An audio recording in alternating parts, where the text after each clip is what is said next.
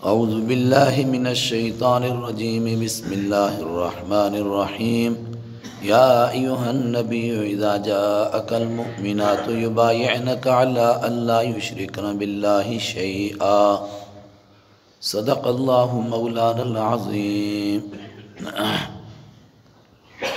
کل کا مضمون ایک مرتبہ پھر ذہن میں دہرا لیں۔ صلح حدیبیہ کا واقعہ ایک ساتھی کہہ رہے تھے پورا سنانا، لیکن میں کوئی بھی واقعہ لمبا نہیں سناتا اس لیے کہ قرآن پاک سے ہمارا تعلق ٹوٹ نہ جائے، کیونکہ وہ قصہ سورہ فتح میں تفصیل سے ہے، جب اللہ وہاں پہنچائے گا تفصیل سے آ جائے گا۔ میں نے صرف اتنا عرض کیا کہ اس میں ایک شک یہ تھی کہ کوئی آدمی مکہ سے مدینہ آئے گا تو مدینہ والے اس کو واپس کریں گے، اور اس سلسلے میں 3 لوگوں کو واپس کیا گیا، لیکن پھر کچھ مستورات آئیں، میں نے ان کے نام بھی بتائے، یاد رہے ہوں گے، حضرت سبیعہ، حضرت ام کلثوم رضی اللہ تعالی عنہا۔ تو انہوں نے مطالبہ کیا ان کو واپس کیا جائے۔ آپ نے فرمایا کہ کاغذ لاؤ اور تحریر پڑھو، تو تحریر میں لکھا ہوا تھا بخاری کی روایت کے مطابق اللہ یأتیک منا رجل وفی روایت رجالا، ہم میں سے کوئی آدمی، یا ایک روایت میں ہے کچھ لوگ آپ کے پاس آئیں گے اگر تو آپ کو واپس کرنا پڑے گا۔ تو آپ نے کہا کہ یہاں تو رجل کا لفظ ہے، رجل تو مرد کو کہتے ہیں، تو مرد یہ تو عورتیں ہیں۔ اس شرط کو انہوں نے بھی تسلیم کیا کہ ہاں یہ بات ہم سے غلطی ہو گئی، لیکن عرب تھے وہ بات کے پکے ہوتے تھے، ہماری طرح نہیں۔ انہوں نے اس کو مان لیا، چنانچہ ان عورتوں کو جانے دیا گیا۔ اس پر پھر یہ شرط، قرآن پاک نے یہ حکم بیان کر دیا کہ جب بھی کوئی عورت مکہ کی غیر مسلم ایمان قبول کرے گی، مدینہ آئے گی، تو تمہیں اس کا امتحان لینا ہے۔ وہ امتحان کیا ہے وہ آج بیان ہو رہا ہے، یہ ہے امتحان اس کا۔ اگر وہ امتحان میں پاس ہو گئی کہ یہ ایمان والی ہے تو تمہیں اس کو واپس کرنا جائز نہیں۔ اور اب یہ قیامت تک کا مسئلہ طے ہو گیا، کوئی بھی ایمان قبول کرے، سارے ایمان والوں کی ذمہ داری بنتی ہے اس کے ایمان کی حفاظت کریں، اس کو واپس نہ کریں۔ لیکن جو مہر یا جو زیور اس کے گھر والوں نے یا اس کے پچھلے شوہر نے اس کو دیا ہے وہ ان کو واپس کرنا ہے۔ اور یہاں مجھ سے غلطی ہو گئی، میں نے کہا تھا یا تو بیت المال ادا کرے گا یا جو آدمی نکاح کرے گا وہ اس کو مہر دے گا، اس کو بھی دے گا اور پچھلے شوہر، وہ مجھ سے غلطی ہوگی، نہیں، بیت المال ہی دے گا، چندہ کر کے دیں گے۔ بعض حضرات کے وہ اقوال بھی ہیں، لیکن مفتبی قول یہی ہے کہ نہیں، حکومت اسلامیہ دے گی، مسلمان چندہ کر کے اس کے شوہر کو اس کا مہر دیں گے، اور جو اس سے نکاح کرے گا وہ اس کو مہر الگ سے دے گا۔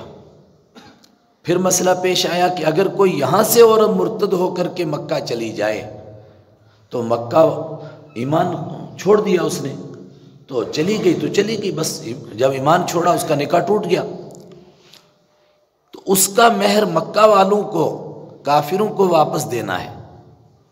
لیکن اگر وہ نہ دیں تو اس کے لیے قرآن پاک نے آگے مسئلہ بیان کیا کہ پھر اگر ان میں سے کوئی عورت آئے گی تو تم اس کا مہر چندہ کر کے واپس نہ دو، بلکہ وہ مہر اسی کو دے دو جس کی بیوی بھی گئی اور اس کا مہر بھی لے کر کے گئی۔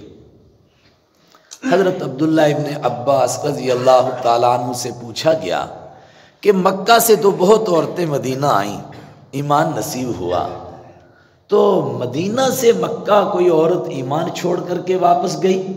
عبداللہ ابن عباس رضی اللہ تعالیٰ عنہ نے فرمایا کہ پوری تاریخ اسلامی میں 5 واقعے اس طرح کے پیش آئے، جن میں سے 4 واقعات وہ ہیں کہ جو مسلمان نہیں تھیں، لیکن ان کے شوہر مسلمان ہوئے، وہ مکہ میں تھیں۔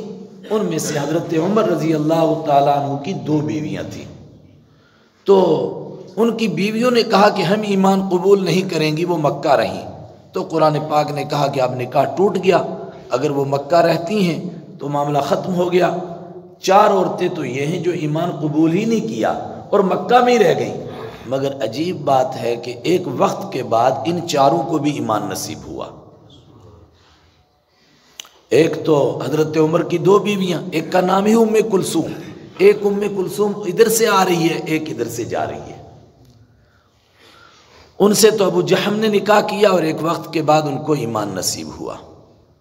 دوسری حضرت عمر رضی اللہ تعالیٰ عنہ کی بیوی قریبہ نام کی، ان سے حضرت معاویہ رضی اللہ عنہ نے نکاح کیا اور وہ بھی ایمان لے آئیں ایک وقت کے بعد۔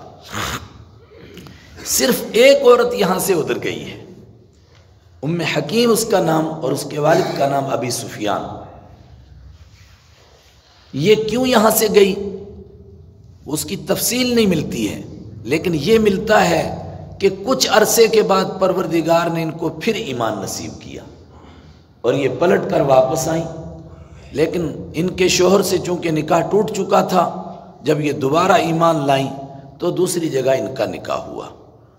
اس سے پھر ضابطہ بن گیا، اگر کوئی غیر ایمان والی عورت ایمان لائے گی تو سب سے پہلے اس کے شوہر کو ایمان کی دعوت دی جائے گی، اور اس کا شوہر بھی ایمان لائے گا تو وہ دونوں مسلمان ہیں اور ان کا نیا نکاح پڑھانے کی ضرورت نہیں ہے، جو ان کا پچھلا نکاح ہے وہی کافی ہے۔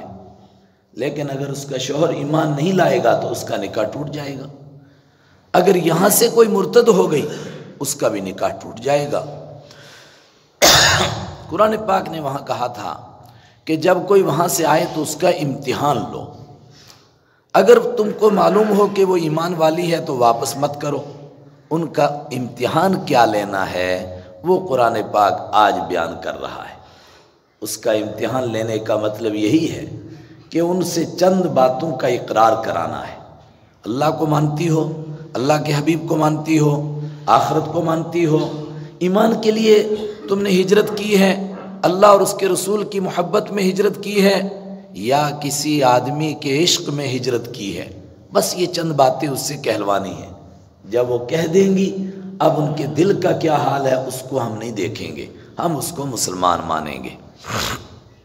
اس کے لیے فرمایا یا ایھا النبی، اے نبی صلی اللہ علیہ وسلم، اذا جاءک المؤمنات، جب آئیں آپ کے پاس المؤمنات ایمان والی عورتیں، یبایعنک، اس حال میں کہ وہ آپ سے بیعت کرتی ہوں، آپ سے بیعت کرتی ہوں۔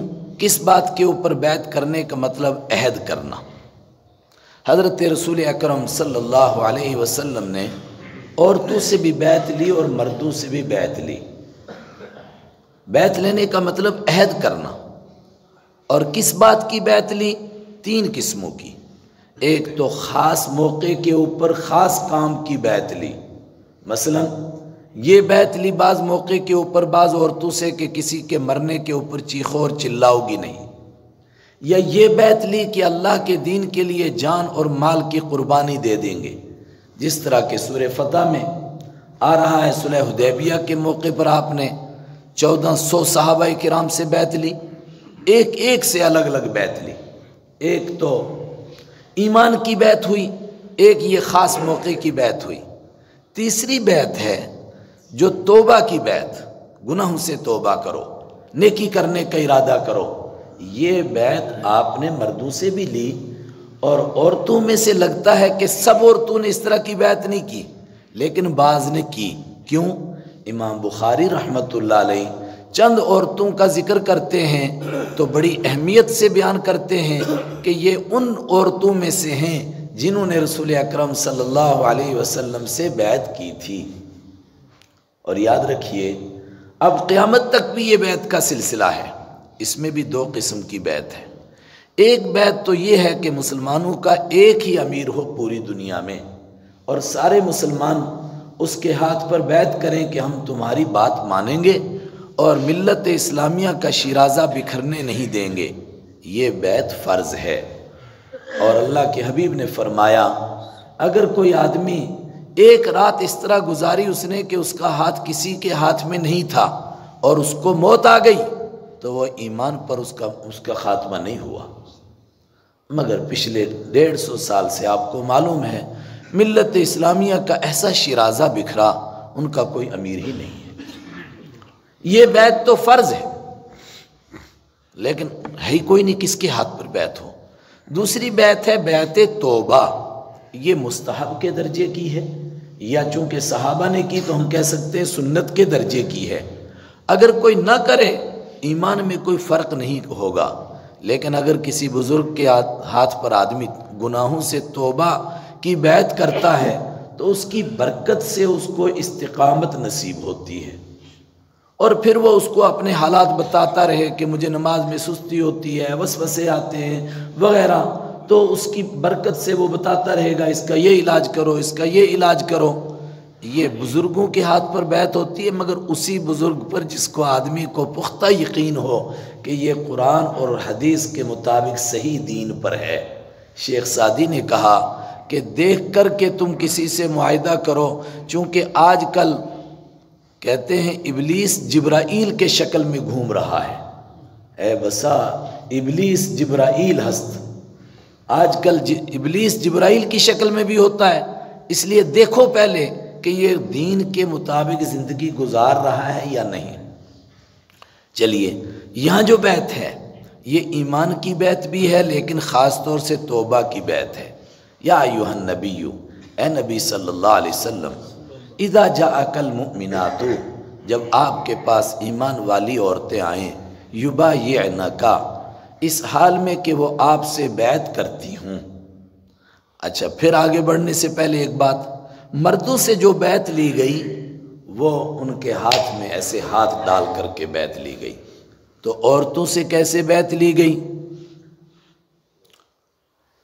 حضرت عائشہ صدیقہ رضی اللہ تعالی عنہا سے کسی نے یہی کہا، کیا عورتوں سے بھی حضور ہاتھ میں ہاتھ دے کر بیعت لیتے تھے؟ انہوں نے فرمایا تم سے اگر کوئی دو باتیں کہے تو سمجھنا کائنات میں اس سے بڑا جھوٹا نہیں ہے۔ ایک یہ بات کہ اللہ کے نبی صلی اللہ علیہ وسلم نے دین کی کوئی بات ایسی بھی تھی جو امت کو نہیں بتائی اور نعوذ باللہ چھپا کر رکھی، تو سمجھ جانا کہ کائنات میں اس سے بڑا کوئی جھوٹا نہیں۔ دوسرے، اگر تم کو کوئی یہ کہے کہ تمہارے نبی نے کسی غیر محرم عورت سے اس طرح بیعت لی کہ اس کے ہاتھ میں ہاتھ دیا، سمجھ جانا کائنات کا بدترین جھوٹا ہے۔ فرمایا اس لیے کہ تمہارے نبی کا ہاتھ کسی نامحرم عورت کے جسم سے ٹچ نہیں ہوا۔ عورتوں سے کس طرح بیعت لی گئی؟ بس اسی طرح ان کو یہ الفاظ کہلوائے گئے، انہوں نے یہ الفاظ بولے، آپ نے فرمایا بس جو بیعت ہو گئی۔ وہ الفاظ کیا ہیں؟ آ رہے ہیں، سیرت کی کتابوں میں ہے، حدیث میں نہیں۔ سیرت کا مطلب کہ روایت اتنی مضبوط نہیں ہے کہ بعض عورتوں نے بہت اصرار کیا تو وہ پردے کے پیچھے تھیں، بیچ میں پردہ تھا، حضور ادھر تشریف فرما تھے، تو انہوں نے زیادہ اصرار کیا تو آپ نے بڑا ٹپ منگایا پانی کا، اس میں پانی بھرا، ادھر آپ نے دستے مبارک پانی میں رکھا، پردے کی ادھر عورتوں نے رکھ دیا، آپ نے فرمایا جو تمہاری بیعت ہو گئی۔ اور بعض لوگوں نے اس طرح کا بھی واقعہ بیان کیا کہ وہ کوئی لمبا کپڑا لے کر آپ نے ایک سرا اس کا خود پکڑا، دوسرا پردے کی طرف ادھر ان کو دے دیا، لیکن حدیث میں خاص طور سے بخاری شریف میں اس پر زور دیا گیا کہ نہیں، اس طرح کا کوئی اکا دکا واقعہ ہوگا، ورنہ رسول اکرم صلی اللہ علیہ وسلم نے صرف الفاظ کہلوائے عورتوں سے، اس کے علاوہ اور کوئی ان کے جسم سے کبھی آپ کا ہاتھ نہیں ٹچ ہوا کسی چیز سے بھی۔ سنیے اب کس چیز پر بیعت لینی ہے؟ سب سے پہلی بیعت یبایعنک، آپ کے ہاتھ پر آپ پر کے ساتھ بیعت کریں، علی اس بات پر اللہ یشرکنا کہ وہ شریک نہیں کریں گی، باللہ اللہ کے ساتھ شیئن کسی کوئی چیز شریک نہیں کریں، یہ پہلا مسئلہ ہے۔ توحید نہیں تو کچھ بھی نہیں، توحید نہیں تو کچھ بھی نہیں۔ بہت سارے لوگ کہتے ہیں کہ مولوی صاحب مفتی صاحب جی صرف توحید بیان کرتے، اور بھی کچھ بیان ہونا چاہیے۔ بھئی سارا قرآن دیکھ لو، 90% صرف توحید، صرف توحید۔ مسئلہ ہی تو پہلا ہے اللہ کو ایک ماننے کا، اگر نہیں مانا پیچھے بچائی کیا؟ پہلا عہد اللہ یشرکن باللہ شیئا، کہ وہ اللہ کے ساتھ کسی کو شریک نہیں کریں گی۔ دوسرا مسئلہ ولا یسرقنا، اور وہ چوری نہیں کریں گی، اور چوری مال کی بھی ہوتی ہے، اور چوری باتوں کی بھی ہوتی ہے، اور چوری بہت چیزوں کی ہوتی ہے، یعنی اس کا مفہوم بڑا وسیع ہے۔ اللہ یسرقنا، اور ہمارے کشمیری بولنے والے ساتھی بھی ہیں، بعض زبانوں کے محاورے ہوتے ہیں نا، کشمیری میں کوئی آدمی کسی کی زمین ہڑپ کرے، کسی کے ساتھ دھوکہ دے، کسی سے وعدہ خلافی کرے تو ایک ہی گالی دیتے ہیں، سورا، اس کو چور کہتے ہیں۔ لگتا ہے یہ عربی کا بھی یہی محاورہ ہے۔ اگر کسی کو بہت برا کہنا ہو تو صحابہ بھی کہتے ہیں اے اللہ کے حبیب اس کی بخشش ہوگی، وَإِن زَنَا وَإِن سَرَقَ، چوری بہت بڑا مسئلہ ہے، چھوٹا نہیں۔ دوسرا مرحلہ وَلَا يَسْرِقْنَا، چوری نہیں کریں گی۔ تیسرا وَلَا يَزْنِينَ، بدکاری نہیں کریں گی۔ لیکن چوری کو دوسرے نمبر پر رکھا، بدکاری کو تیسرے نمبر پر لایا۔ وَلَا يَزْنِينَ، اور بدکاری نہیں کریں گی۔ یہی میں نے کہا تھا کہ فتح مکہ کے موقع پر جب ہندا سے آپ نے یہ وعدے لیے تو اس نے کہا کہ یہ لفظ میں اپنی زبان سے نہیں کہوں گی، اس لیے کہ کوئی شریف عورت ایسے گندے کام کے لیے سوچے یہ میرے تصور میں نہیں آتا ہے، تو میں اپنی زبان سے نہیں کہوں گی۔ بہرحال میں اس کو مانتی ہوں۔ کیا مزاج تھا ان لوگوں کا، ایسے تھوڑا ان کے بیچ میں اللہ نے اپنے نبی کو بھیجا تھا۔ ولا یزنین، اور بدکاری نہیں کریں گی۔ چوتھا عہد ولا یقتلن اولادہن، اپنی اولاد کو قتل نہیں کریں گی۔ عورتیں اولاد قتل کرتی تھیں، مرد بھی کرتے تھے، لیکن عورتیں بھی اس میں شامل تھیں، ورنہ اگر عورت ہمت کے ساتھ ڈٹ جاتی تو مرد بھی ایسا گناہ نہ کرتے۔ لیکن عرب کے لوگ اولاد کے قتل میں مبتلا تھے، بچیوں کو بھی قتل کرتے تھے کہ ہمیں کوئی سالہ اور سسر نہ کہے، اور بچوں کو بھی قتل کرتے تھے کہ اتنا خرچہ کون برداشت کرے گا۔ اور کمال بات یہ ہے زمانے نے کتنی ترقی کی۔ ایک عرب نے کہا مدد دہور، زمانے بدلتے گئے، کتنے اونچ نیچ، کتنے نشیب و فراز، کتنے زیر و بم آئے زمانے میں، لیکن سوچ نہیں بدلی۔ اس دور میں بھی لوگ اولاد کو قتل کرتے تھے کہ زیادہ بچوں کو پال نہیں سکیں گے۔ آج کے پیسے کے فراوانی کے دور میں بھی لوگ اولاد کو قتل کرتے ہیں کہ زیادہ بچے پال نہیں سکیں گے۔ اور عجیب بات ہے، وہ لوگ قتل کرتے ہیں جن کے پاس پیسے ہیں، اور جن کے پاس پیسے نہیں ان کے پاس اولاد بھی ہے۔ میرے ساتھ کچھ ساتھی گئے ادھر پنجاب کی سائڈ، تو وہاں ایک صاحب کے ہاں ہماری دعوت تھی، ان کے بچے ماشاءاللہ بڑے صحت مند تھے، تو ان سب نے کہا کہ ماشاءاللہ بڑے ماشاءاللہ صحت مند ہیں، کہنے لگے سارے پہلوان ہیں۔ پوچھا بچے کتنے ہیں تو وہ گھبرا گئے، کہنے لگے لڑکے لڑکیاں دونوں ملا کے صرف 16 ہیں۔ 16؟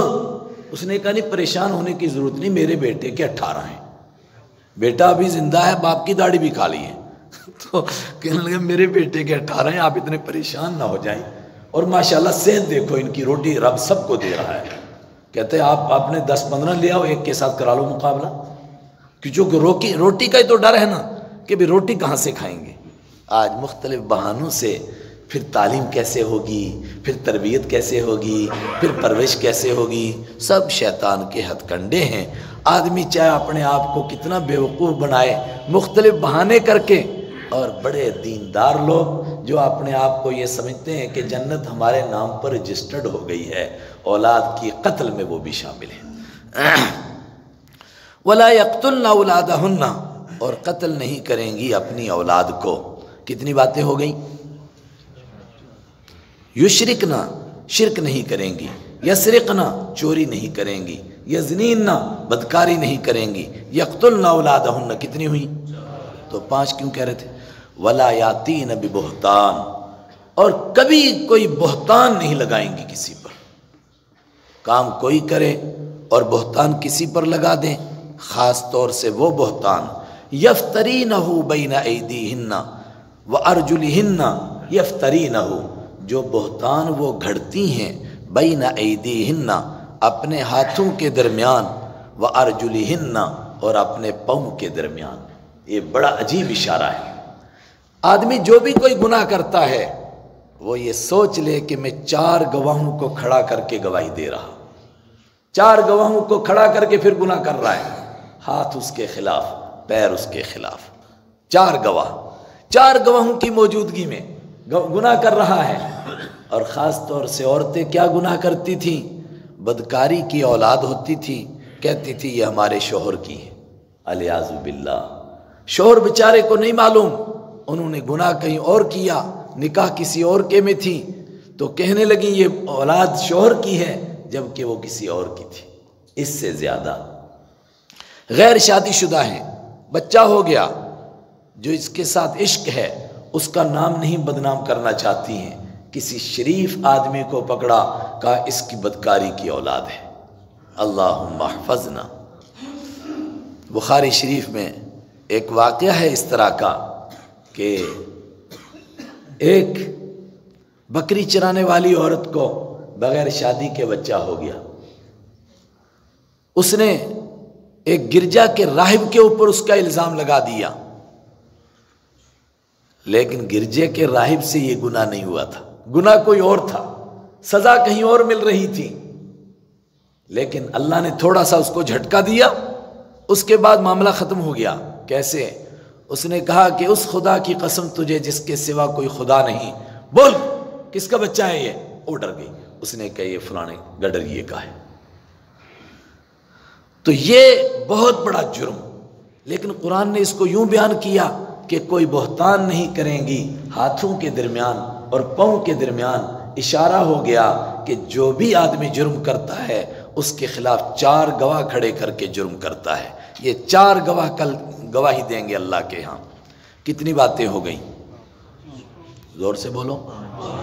5۔ اب آئی چھٹی بات، وَلَا يَعْصِينَكَ فِي مَعْرُوفٍ، اور نہیں نافرمانی کریں گی کا آپ کی، فی معروفن کسی نیک کام میں، نہیں نافرمانی کریں گی آپ کی، فی معروفن کسی نیک کام میں۔ مطلب حضرت رسول اکرم صلی اللہ علیہ وسلم کی ایک ایک سنت کو زندہ کریں گی، کسی سنت میں حضور کی مخالفت نہیں کریں گی، آپ جو کام کہیں گے وہ کریں گی۔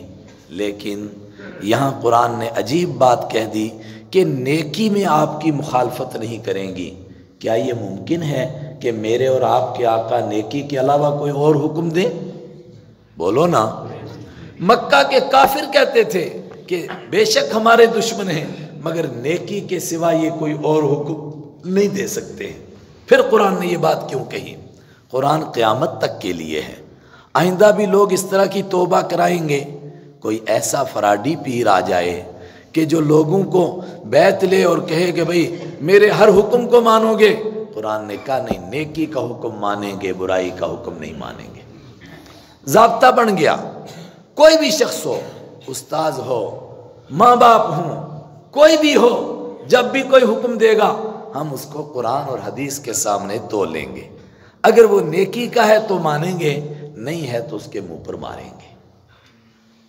کوئی کہتا ہے جی میں یہ کام کرنا چاہتا ہوں، ماں نہیں مانتی، کوئی کہتا ہے باپ نہیں مانتا ہے، چلے گا نہیں اللہ کے ہاں۔ اللہ کہتا ہے نیکی کے حکم میں آپ کی نافرمانی نہیں کریں گے، تو برائی کے حکم میں ماں باپ کی بات مان رہا ہے، جھوٹ بول رہا ہے، بہانے کر رہا ہے۔ جس کو عمل کرنا ہو وہ کبھی ماں باپ سے پوچھتا نہیں ہے۔ وَلَا يَعْصِينَكَ، اور وہ نافرمانی نہیں کریں گی کا آپ کی، فی معروفن کسی نیک کام میں۔ جب ان 5 باتوں پر، 5 ہوگی 6 ہو گئی، ان 6 باتوں پر کوئی عورت آپ سے بیعت کرے، فَبَایِعْهُنَّ، آپ ان سے بیعت کر لیجئے۔ آج بھی ہمارے بزرگوں کا یہی طریقہ ہے، کسی آدمی کو توبہ کی بیعت کراتے ہیں تو خاص گناہ جن کا زیادہ خدشہ ہوتا ہے ان گناہوں کا نام لے کر کہتے ہیں یہ نہیں کرو گے، یہ نہیں کرو گے، جھوٹ نہیں بولو گے، غیبت نہیں کرو گے، حسد نہیں کرو گے، بغض نہیں کرو گے، عداوت نہیں رکھو گے کسی کے ساتھ۔ ماحول کے اعتبار سے جب کوئی آدمی اس طرح بیعت کرے تو پھر آپ کیا کریں؟ وَاسْتَغْفِرْ لَهُنَّ اللَّهُ، اے میرے پیارے نبی پھر آپ بھی ان کے لیے بخشش کی دعا کریں۔ اللہ اکبر، جن کے لیے حبیب کبریا بخشش کے لیے دعا کریں گے کیا مقام ہوگا ان کا۔ اور مجموعی طور پر تقریباً تمام صحابہ نے آپ سے بیعت کی، البتہ یہ گناہوں سے توبہ کی بیعت میں نے کہا بعض عورتوں نے کی، بعض نے نہیں کی، لیکن ایمان کی بیعت تو ہر ایک نے کی، ایمان قبول کیا، ہر ایک کے لیے اللہ کے حبیب نے بخشش کی دعا فرمائی۔ وَاسْتَغْفِرْ لَهُنَّ اللَّهُ، آپ ان کے لیے بخشش کی دعا کیجئے۔ پیچھے کسی نے بڑے بڑے گناہ کیے ہیں، قتل کیے ہیں، بدکاری کی ہے، بہتان لگایا ہے، اور پتہ نہیں کیا کیا کیا ہے، کوئی بات نہیں، ان اللہ غفور، بے شک اللہ بخشنے والا ہے۔ جب کوئی سچے دل سے توبہ کرے گا اللہ سارے گناہ معاف کرے گا، رحیم، بہت زیادہ رحم کرنے والا ہے۔ شیطان انسان پر دو حملے کرتا ہے، ایک حملہ کرتا ہے جب اس سے گناہ کراتا ہے، دوسرا حملہ کرتا ہے اس سے سخت جو اللہ سے بندے کو مایوس کر دیتا ہے کہ تو اتنا گنہگار ہے، بدکار ہے، اب توبہ کرنے لگا ہے، 100 چوہے کھا کے بلی حج کو چلی، نہیں، اللہ کہتا ہے 1,00,000 چوہے کھا کے آ جاؤ، 100 کیوں؟ اللہ بخشنے والا ہے، سارے گناہ معاف کرتا ہے، اللہ کی ذات سے مایوس مت ہو جاؤ، اس لیے کہ اور کہیں بخشش ہے ہی نہیں ہے۔ کعبہ کس منہ سے جاؤ گے غالب، شرم تم کو مگر نہیں آتی، احساس ندامت ہو آدمی کو، اللہ سے معافی مانگے، کتنا بڑا گناہ ہو اللہ معاف کرے گا۔